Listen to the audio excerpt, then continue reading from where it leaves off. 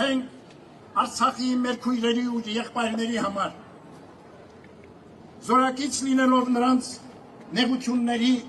ու դժվարությունների հաղթահարման գործում աղոթենք